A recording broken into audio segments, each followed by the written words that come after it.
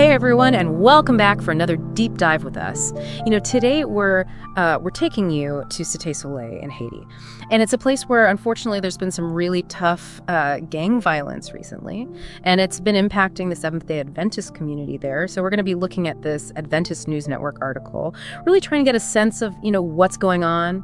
We'll also be bringing in some UN reports and some statements from the Haitian government, just to kind of get a clearer picture. It's definitely a complex situation.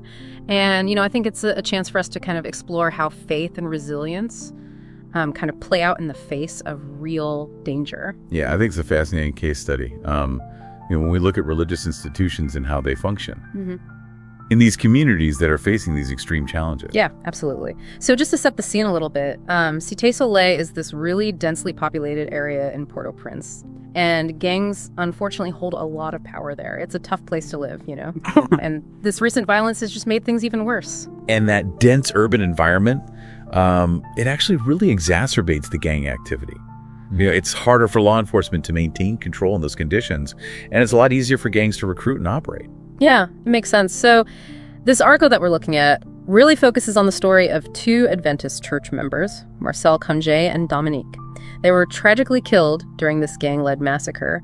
And Congé was actually a church elder. He was preparing for Sabbath services when he was forced from his home and stabbed and then burned. Wow. And Dominique was killed just trying to get to church.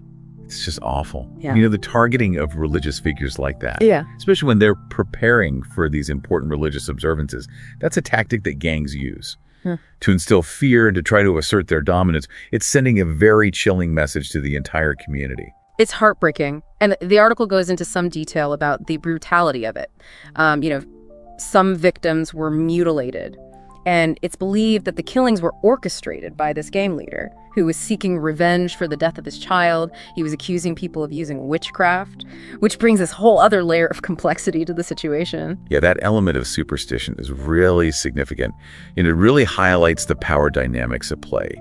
When you have accusations of witchcraft, they can be weaponized to justify violence and to eliminate rivals, regardless of their guilt or innocence. It's a terrifying thought, to think about the level of fear that creates. The article even mentions that there are other church members who are now in hiding.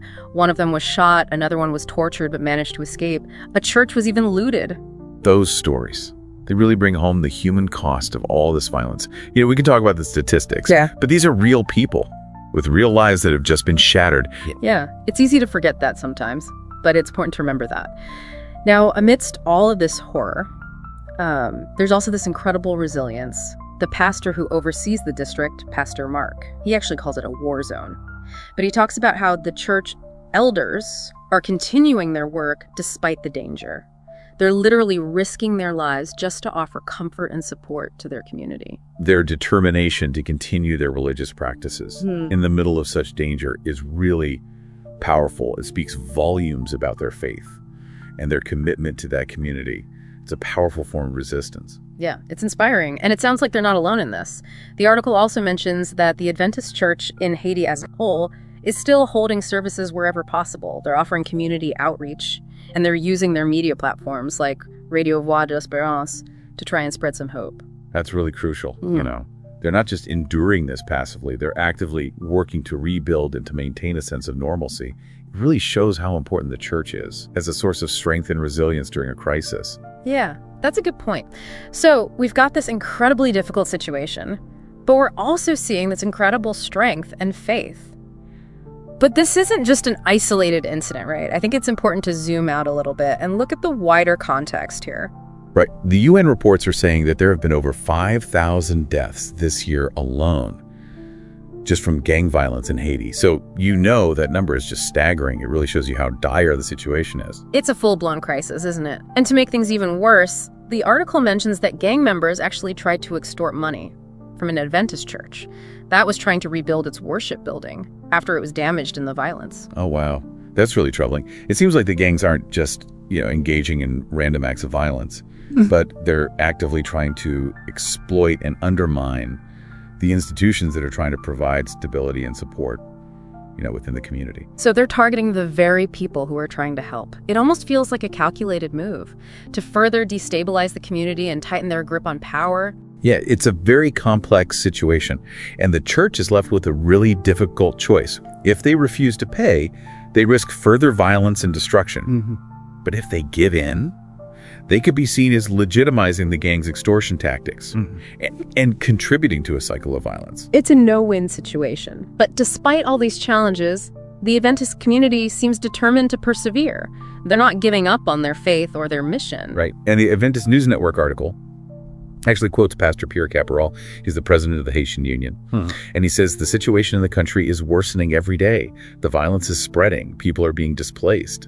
And a lot of churches have been forced to close their doors. It's really hard to hear. And it makes you wonder, how effective is the Haitian government's response to all of this? The article does mention that the government issued a statement condemning the killings and vowing to seek justice for the victims. But what does that actually mean in practice? Yeah, government condemnations are important, symbolic gestures. But they really need to be backed up by concrete actions. And the UN reports actually call for strengthening the Haitian National Police and addressing the root causes of the gang violence, like poverty and inequality, and holding the perpetrators accountable. But these are all long-term solutions. They require a sustained commitment and resources. So we're stuck in this situation where the immediate needs are overwhelming and the long-term solutions are complex and really challenging to implement. It's easy to feel a sense of despair when you think about those odds. It's a daunting situation for sure. But I think it's important to remember that even in the midst of all this darkness, there are still glimmers of hope. And the resilience of the Adventist community is one of those glimmers. They're not just waiting for outside help, they're actively working to rebuild their lives and communities. And they're drawing strength from their faith and from each other. That's powerful. It's so easy to get lost in all the negativity, but there's real strength in their collective action and faith. Yeah, and we should also acknowledge the work of international organizations and NGOs. They're providing humanitarian aid and support. And while they can't solve the underlying issues, they can provide much needed relief and resources to those who are suffering. Yeah, it sounds like there are so many people working hard to try and make a difference, but it's such a complex situation, Yep. What would you say is, what stands out to you as like the biggest challenge in trying to address this gang violence in Haiti? Well, I think one of the biggest challenges is that this problem is so deep-rooted, the gangs have become so entrenched in Haitian society, and they're often filling a void that's been left by, a weak state and a lack of economic opportunities. Yeah, that makes sense. And so for a lot of young people who feel like they don't have any other options, the gangs provide this sense of belonging and power and income. So it's not just about, cracking down on the gangs themselves. It's about addressing these underlying social and economic issues that are driving people to join them in the first place. Exactly. It requires a much more multifaceted approach. We need to strengthen state institutions, create economic opportunities, improve education and social services, and provide alternative pathways for young people. It's a long and difficult process, but it's really the only way to truly break that cycle of violence. It makes you think about, what our role is as individuals outside of Haiti. Like, what can we do to help, even in just a small way? I think awareness is huge. We can start by educating ourselves about the situation, really trying to understand the complexities, and challenging those simplistic narratives that blame the victims or oversimplify the solutions. So instead of just looking at Haiti and seeing violence and despair, we need to see the resilience of the people, their rich culture, and the efforts that are being made to create a better future. Absolutely. And I guess we can also support organizations that are working on the ground in Haiti, whether they're providing humanitarian aid or promoting education or advocating for human rights. Even small donations can make a difference. Yeah, for sure. It sounds like there's a lot we can learn from the Adventist community in Haiti. Their unwavering faith and their resilience in the face of all this adversity. Absolutely. Their story is so powerful. It reminds us that even in the darkest of times, the human spirit can still find hope and renewal. It's a testament to the power of faith in community and the belief in a brighter future.